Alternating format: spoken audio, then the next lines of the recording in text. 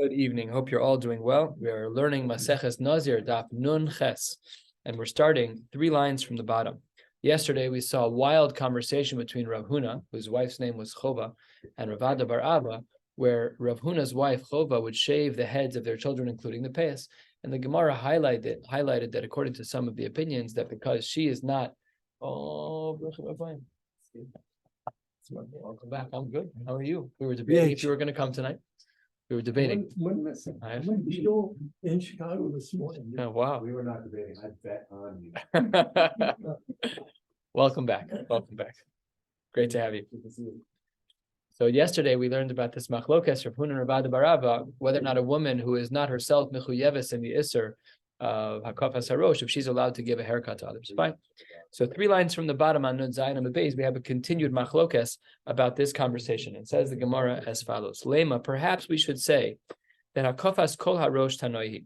When the Torah says lo sakifu pa'as roshchem, does the Torah mean that the iser is to remove all of the hair on your head?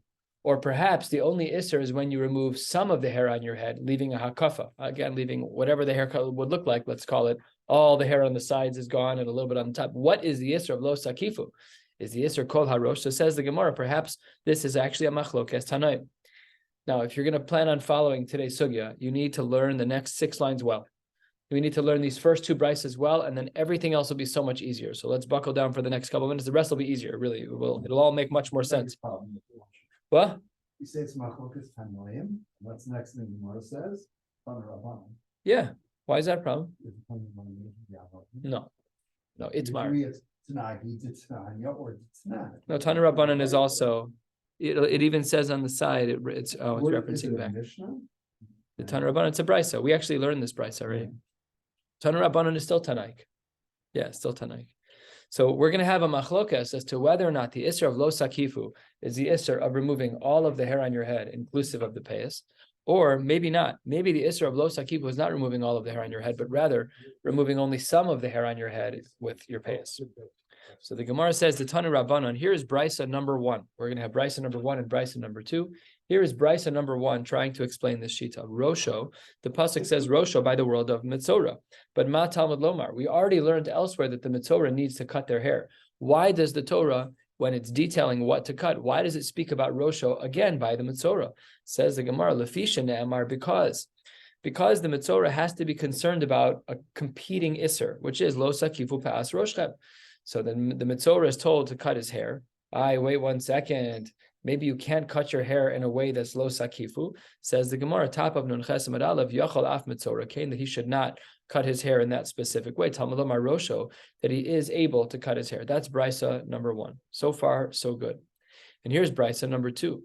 V'tanya Idach, another brisa writes like this: Rosho, same word, but a very different limud. In the first brisa, Rosho came to teach us that a Mitzorah is in fact allowed to shave their head in its entirety.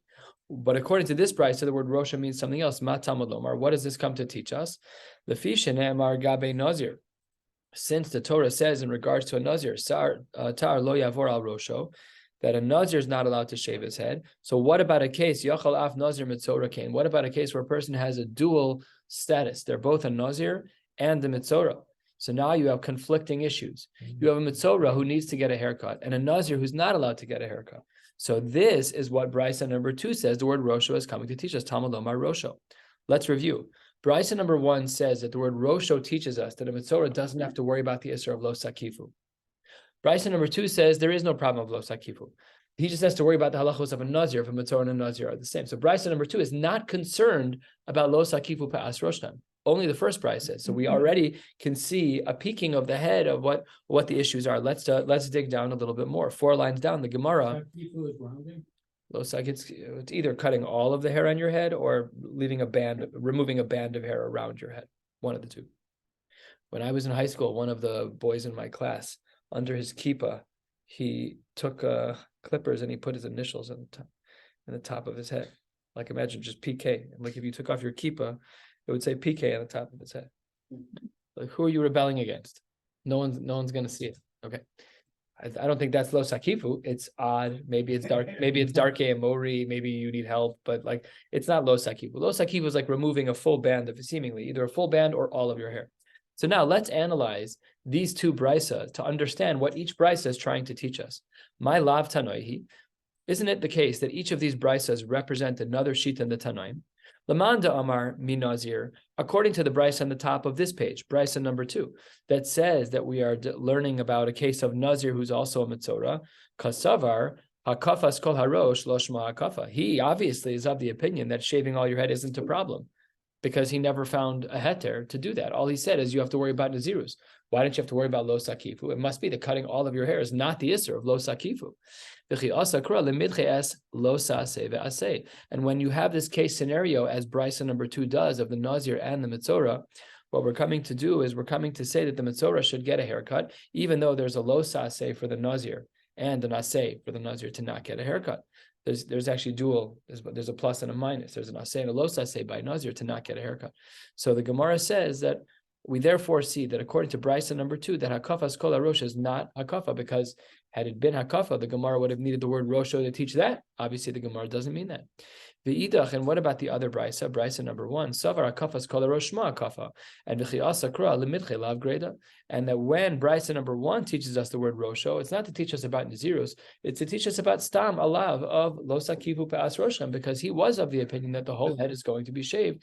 And perhaps we see from here a machlokes in the Tanaim as to whether or not the Isra of lo sakifu is cutting all of the hair on your head, including the payas, or no, maybe the Isra of lo sakifu isn't that, but it's just cutting a band around your head, leaving over the rest of your hair. And from the Gemara does a really good job of painting this picture that perhaps brisa number 1 holds that we are concerned that cutting your whole head, shaving your whole head, is going to be an Isra of lo sakifu, whereas the second brisa seems pretty clear that that's not the problem.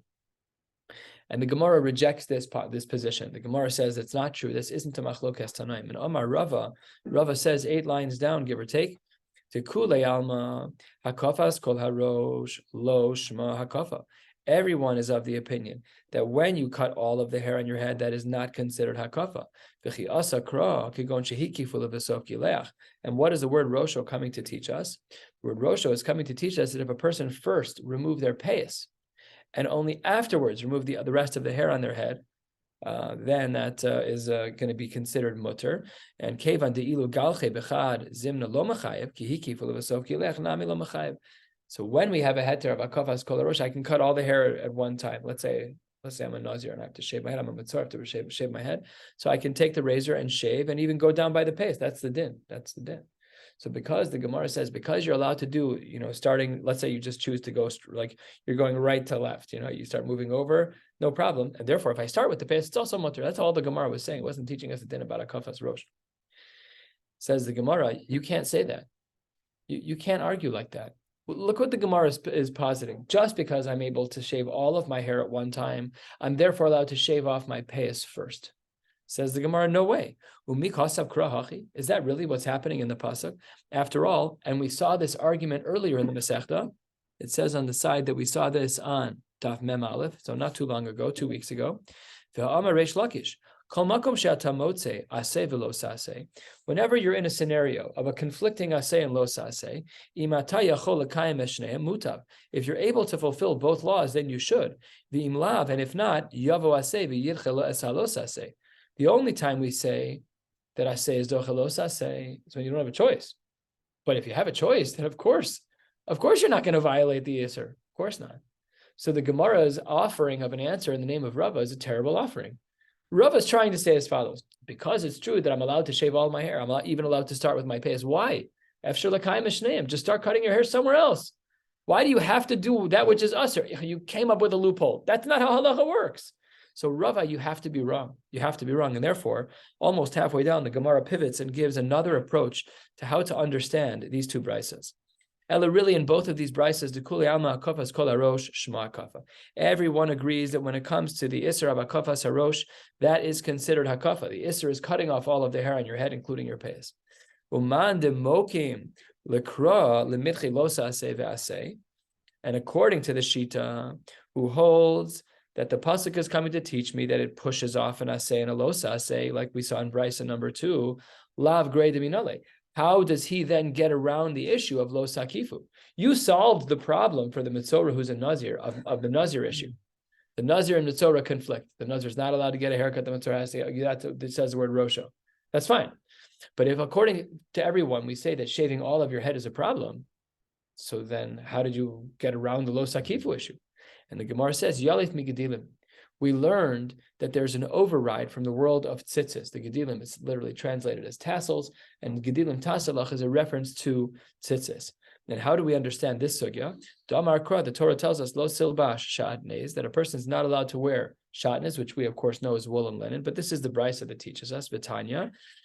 Lo silbash shatnez, you're not allowed to wear shatnez except for one thing, Hagedilim Tasalach mehem, but you are allowed to wear tassels that are shatnez. So if your beged is wool and your tzitzis are linen, or vice versa, no problem. Uman, and that's how. So then that was the answer to this question. That according to our brisa, brisa number 2 on the top of this page, that the word Rosho is coming to teach me that a Nazir who's a Mitzorah is still allowed to get a haircut. He learns the Isra of Lo Sakifu is overridden from the world of Gedilim. He learns that already. We already have an override. So we see that there are times that Aseh is Dochelos Aseh, just like we saw over there. The Aseh of Tzitzis, even though it's Shatnez, is an override on the Isra of Lo Silbash Shatnez. So then the Gemara says, fine, but Uman de Nafkale me Rosho, according to the one who learns from Rosho, my time alo Nafkale me Gedilim.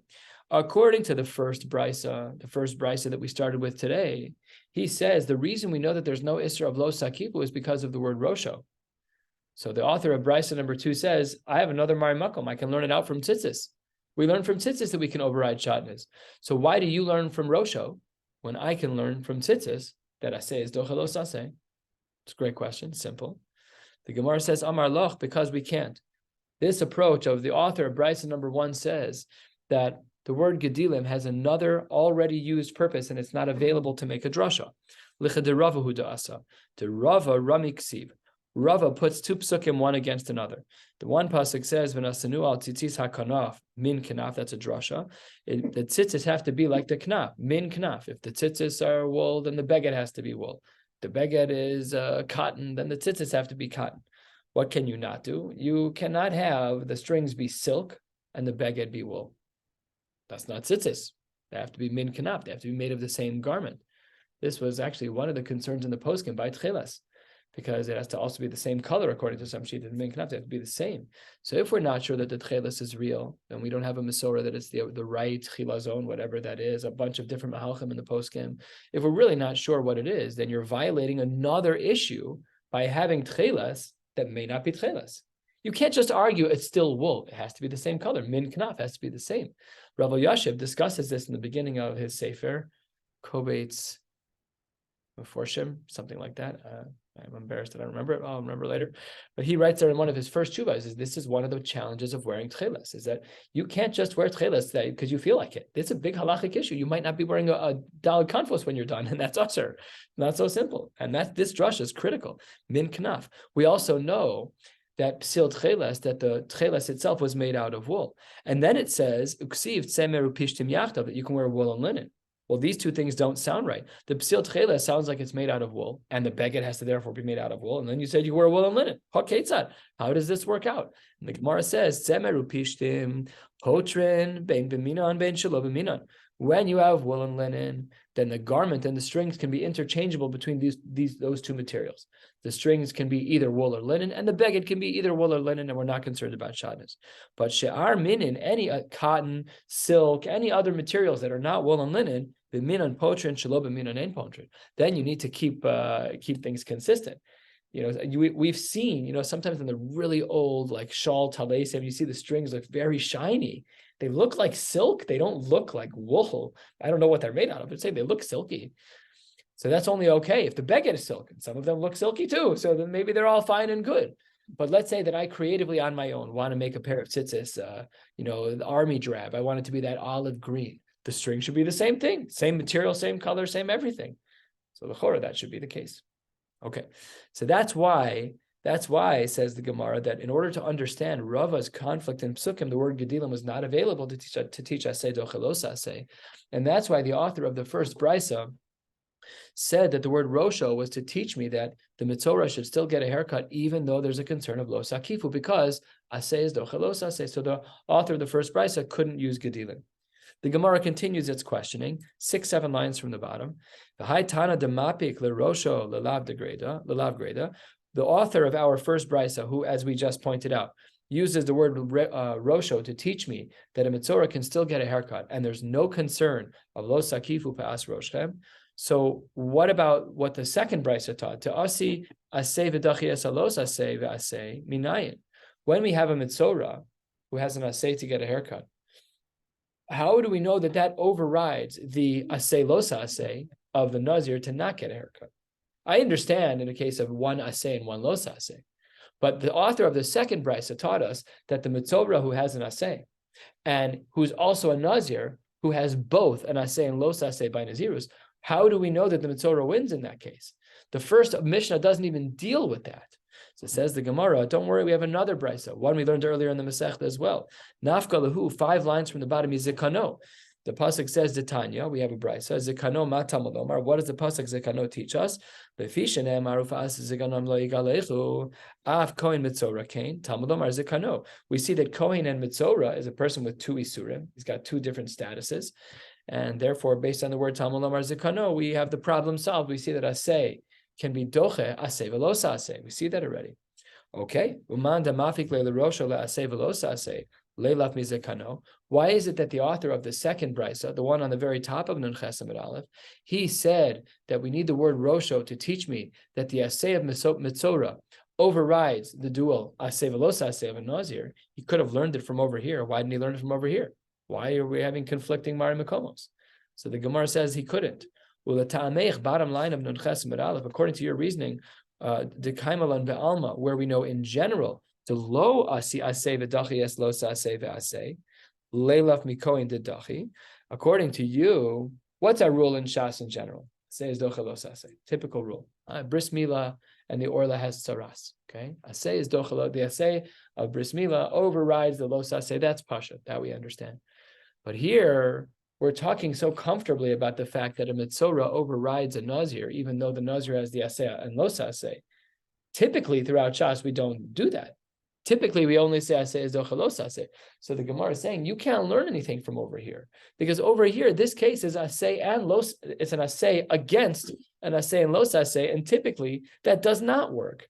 And if we had an asay against a losa asay and an asay, the asay loses, because you can't override 2 things. So the Gemara says, Leilaf mikohen dedachi, you're going to try to learn from Kohen that we override. You can't do that. Ilu ela mikohen lo yalfinan. We cannot learn this rule from a typical place, because Mala Kohen shekain lav she'eno shaveh bakol. The Kohen is a unique person, has a unique set of circumstances. You can't learn a rule that applies throughout Shas, throughout Halacha, from a Kohen who is a sliver of the Orthodox community. That's not how we do things. You can't learn a Shas principle from a Kohen. So the Gemara says, you can't learn from regular psukim about this. You can't learn from a Kohen. And not only that, Nazir mikohen nami lo yalef shekain lav she'eno shaveh bakol. Nazir is also unique. You can't learn it from there. So therefore, the Gemara says that we weren't able to learn asay velosa asay from a place like Rosho. We had to learn it from, we only could learn it from a place like Rosho and not from anywhere else. That's why we didn't want to use the psukim by Kohen. Then the Gemara says 5 lines down on Nun Ches Amud Beis, we're going to be going to the 2 dots, which is 2/3 from the bottom of the page. We'll be stopping there. And the Gemara says, Umandim mukim lahai roshu benazir lama lezikano. According to the second brisa that learned the word rosho to teach us that we're talking about a case of mitzora and nazir, what does he do with the words zikano? After all, they're teaching the same thing. They're both teaching that an asay is doche, asay velosa asay. Says the Gemara, we actually need the words zikano for another brisa. So here we will be learning the parentheses. The pasuk says zikano ma tamolomar. Then we saw this already. Because we know that you're not supposed to be shaving your head and your payas. So therefore, the word zikano is already being used. I couldn't use it for the limud of asay being doche asay velosa asay. And therefore, he had to stick to his guns and say that Rosho was the din and Zikano was occupied. We couldn't use it for anything else. How do we know that we're talking only about a case of a razor? Namely, that the Isra of Lo Sakifu is only considered the Isra of Lo Sakifu with a razor. Says the Gemara Tanya, Uf'as zekanam lo yigalecha, you cannot cut your payas. What if a person only cuts with scissors? They don't actually cut with a razor. They get close to the scalp. We're only talking about a case of los ashkes. And how do we define sashkes? We'll just discuss in a minute. We'll see that it's going to be a razor, but scissors are not a razor. Scissors cut close, but they are not the real deal. And ilos ashkes yochel liktan b'malaket uvir hitni chayev. If we're talking about los ashkes, maybe it's not only a razor. Maybe it's another device that also cuts very closely, but it's not your typical device that's used for this. It says the Gemara Talmud Lomar ufas ganam lo yigalechu. Ezo giluach sheyesh bo hashchasa. What type of hair cutting has destruction in it? Have omer ze tar. That is to say that this is the isser of using a razor. And just the last little sugya for the night, and all of these, of course, are connected, and then we'll do a quick chazara. Uman de mapik le lahai rosho lelav greda, according to the author of Brisa number 1, who learns that the word rosho is to teach me that the metzora still needs to get a haircut, even though there's lo sakifu. So then the Gemara says, Lama li lemechtav rosho v'lama li lemechtav zakano. I don't need both words. I only need one word. One of the words would teach me mashma lemichi lav greda. Well, mashma lemichi lo saseh v'aseh. I can everything teaches me everything. Hilkach, we see therefore shakol hu v'yavo shneim. We don't need both of them. One of them should suffice. So says the Gemara, as we already pointed out earlier, Kohen mi Nazir lo yaliv sheken yeshno b'sheila. A Kohen and a Nazir are not on the same plane, even though they're both unique. A Nazir has a chiddush to it, which is that it can always be removed b'sheila. You can go ask a Rav. You can't just ask a Rav. You can go through the process of sheila. And Nazir mi Kohen lo yaliv sheken lav shenu shaveh bakol. And a Nazir, a Kohen can't be learned from a Nazir because there's another chiddush by Nazir, which is that it's a very unique isser. It doesn't apply to the Kohen. It only applies to someone who's actually been a Zirus. Ube alma, and in general, lo yafinan minahu, we can't learn them to anything else, mishum dikal mifrach keda amran, because then since they have chidushim, they're both very narrow slivers of Jewish law. Nazir is very isolated in what he does, very unique, very odd. And a Kohen, granted, he's more common than Nazir, or at least they should be, but they're also a very unique portion of the population. We can't learn from them either, and therefore, these halachos are limited to the spaces in which they're learned. We're going to stop right here at the 2 dots, but just to review very quickly, we have a machlokas between 2 brises what the word rosho does. Does the word rosho teach me that a metzora is allowed to get a haircut even though there's an issue of lo sakifu? Or no, does the word rosho teach me that a metzora who's a Nazir is allowed to violate the rules of Nazir, but we're not so concerned about the Nazirus component? And we had concluded in our Gemara that kule alma kafas kol harosh ma'akafa, that for one person to shave their entire head, including their payas, that is the scope of the isra of lo sakifu. We'll stop right here, pick up again tomorrow night. Wishing you all a beautiful night. Good night.